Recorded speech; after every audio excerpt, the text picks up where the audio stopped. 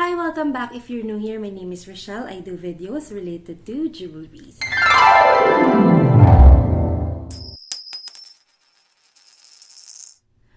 Yan. So, for today, ito po yung ating first jewelry unboxing for the year 2023 and probably my last. Sa last unboxing video ko, I mentioned na wala talaga akong target na bilhin na jewelry for this year 2023 because we're saving up for something else. But I really wanted this jewelry for quite a long time. Very, very long time. And kahit kaya ko naman siyang bilhin, for sentimental reasons, I want my husband to get it for me. And finally, he did. So, without further ado, let's get into the unboxing. Dito po namin binili yung jewelry. It's from Julelli. Nakalagay dito, ito personally sa SM South Mall namin to binili. And marami na akong mga jewelries na nabili sa kanya. Like itong bracelet ko na suot, itong tricolor, bitawan mo kasi yan. Itong tricolor, ayan, sa kanila ko yung nabili. Meron din ako nabili sa kanila na hikaw. Meron din ako nabili sa kanila ng isa pang bracelet. Yung husband ko may nabili na sa kanila na necklace. And yung engagement ring ko mismo is doon din binili ni hubby. So, suki talaga kami nun. And mabavouch talaga namin na magaganda yung qualities ng jewelries nila. And affordable din. Meron din sila dito based sa kanilang paper bag sa SM Mega Mall, sa SM Mall of Asia, and sa SM North Ed sa Annex. Pero again, kami personally sa SM South Mall kami nabili. So, ayun. This is what the box looks like. Nakagaya, sorry po at tayo po ay sinisipon. Paikot-ikot ang sipon sa aming tatlo dito sa bahay. And this is the box. And tada! Ay! Tada! Silica gel. Prank. Anyway, suot ko na kasi siya. Kaya, ayun. For the sake lang ng unboxing. Gusto ko sana ibalik pa sa box. Pero parang wala namang sense. Kasi nung binili ko siya, actually, nung binili ko siya nung araw na yun, binili namin siya nung araw na yun. Hiningi ko pa rin yung box and yung paper bag. Pero sabi ko, isusuot ko na. Kasi nga, mas safe talaga po ang jewelry kung suotin nyo na. Kaysa ilagay nyo sa box, tapos ilagay nyo sa paper bag, baka mawala pa. But anyway, since sinabi ko nga, suot ko na siya. Here it is. This is, hindi ma-justify na video. This is this one. Ito yung wedding band ko and ito my new engagement ring. So, tulad na sinabi ko, I can buy this for myself. But, dahil nga sentimental at, di ba, wedding band and engagement ring. So, I asked my husband to buy this for me. Pero di ko naman siya pinilit. Sabi ko lang kung ano yung gusto ko. Kaya nga sabi ko, matagal ko nang sinabi sa kanya. And by the way, we got engaged 2017. And I have no problem with my engagement ring. Isa lang. Yung engagement ring na binili niya sa akin is super beautiful. Gustong-gusto ko yung engagement ring na binili niya sa akin. Kaya nga lang, hindi talaga siya pang partner sa wedding band. So, I tried to partner it sa wedding band ko. Papakita ko na lang sa inyo yung video kasi video ko na lang siya.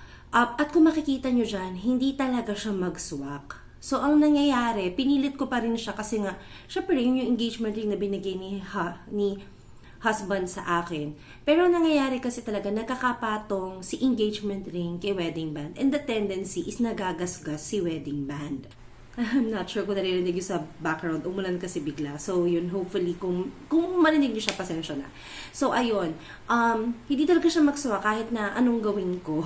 Hindi talaga. Every time sinasabi ko talaga kay hubby, kung gusto mo, hubby, parang na tayo gumasos, ipa-remodel na lang natin yung engagement ring na binigay mo sa akin. Kasi, yung sentimental value kasi niya sa akin. Kasi yun talaga yung una mong binigay sa akin. Para nang mag-swak siya, ano lang natin, remodel. Ang dami ko lang sinabi na. Pero ang nangyari, hindi talaga. Kasi gusto ni hubby yung una niya binigay sa akin. Yun, dahil yun nga yung pinili niya for me. So, ang sabi ko is, bilan na lang niya ako ng bago. And yun, binila na nga niya ako. As you can tell, this one is just so perfect. And kasama niya ako. Ako talaga yung pumili nito. Actually, dalawa yung pinagpipilian namin. Papakita ko yung picture ng isa. Hindi makagandahan yung picture na nakuha ni hubby. Pero that one is just so pretty. And he likes it. I like it too. But the thing is, as you can see, meron siyang mga side na stone. And yun yung ayaw ko sa engagement ring. I mean, iba-iba yung preference ha. Sa akin lang naman yun. So, kasi ang engagement ring sa akin at saka ang wedding band is supposed to be worn every day ng babae. And yung may mga side stone kasi ang tendency niyan, eventually yung stone niya magfo-fall off. And ayaw ko nun, na mamroblema pa ako, mahassle pa ako na maganda yung sing-sing, pero eventually pagka nagkaroon ng mag-fall off yung stone, mamumroblema ako kung paano ko siya susolusyonan. Pwede naman, kaya lang magbabayad pa ako para kabitan siya. So, basta yun yung reason kung bakit nag-no ako sa kanya. Gusto siya ni hubby, gusto ko rin siya. Pero yun lang yung reason kung bakit ako nag-no. And I went for this one. As you can tell, ano bang special dyan? Actually, walang special sa kanya. Ipapakita ko na lang din yung video. Isa lang siyang solitaire ring. So, yun lang siya. 14 karat siya na yellow gold. Pero yung pinakataas niya is white gold. And yung stone niya ay diamond. But then, meron siya enlarger. Yun yung gusto ko sa diamonds ng Jollelli. Kasi, it looks big. But, ang totoo, enlarger lang siya. Ang tawag nga yung iba dito is magic plate.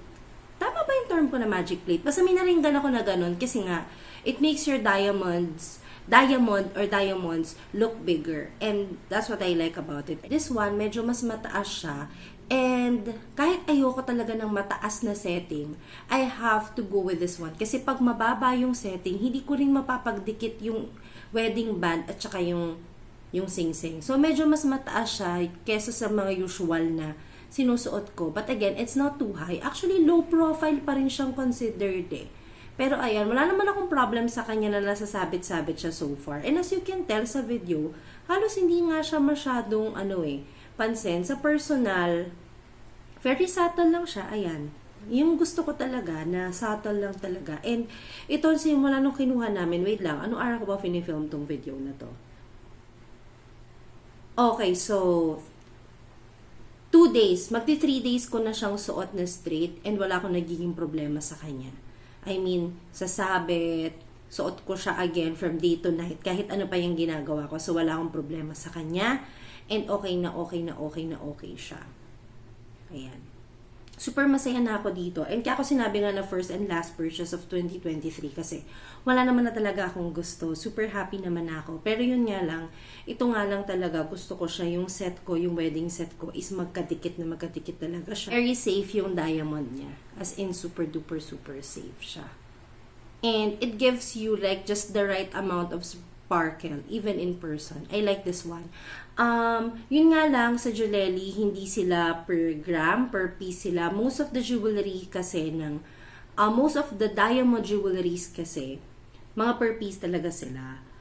Sa mga subasta, mga galing sa pawn shop, na mga diamonds, per gram sila. Kasi nga, diba nga, marami na ako experience bumili sa Cebuana, sa Just Jewels, mga subasta yung na jewelry, at mga diamonds yung kinuko ko sa kanila. Yun, ang computation pa rin nila doon per gram. Pero depende sa diamond pa rin ha. Pero yun. But then again, for me, in my own opinion ha, ayoko kasing kumuha ng engagement ring na second hand sa personal kong opinion. Kasi hindi ko alam kung saan siya galing. And gusto ko talaga yung engagement ring at saka wedding band are brand new. Kasi nga, ikaw yung maglalagay ng story dun sa alas na yun. Baka sound corny ako, pero yun yung ano ko lang doon. Yun lang yung take ko doon. Anyway, ang dami ko na sinabi. So, per piece sila sa Jollelli. Yun lang yung gusto kong sabihin. And super bait ni ate doon. So, kung mapunta kayo doon sa South Mall at titingin kayo ng jewelry, hindi sila mapersa. If hindi mo siya talaga gusto, hindi ka mahihiya na magsabi na babalik ka na lang or hindi mo masyadong feel, hanap ka muna ng iba. So, hindi nakaka-intimidate sila ate. Mabait talaga sila. At saka, ayun, at the same time, sabihin nyo kung magkano yung budget ninyo. Huwag kayong mahiya na magsabi. Kasi ako talaga, nung pumunta ako sa kanila, una kong sinabi, ate, ano yung mga affordable ninyo na engagement ring? Yun yung una kong tinanong. So, dinala na niya ako dun sa mga affordable na engagement ring. Again, ang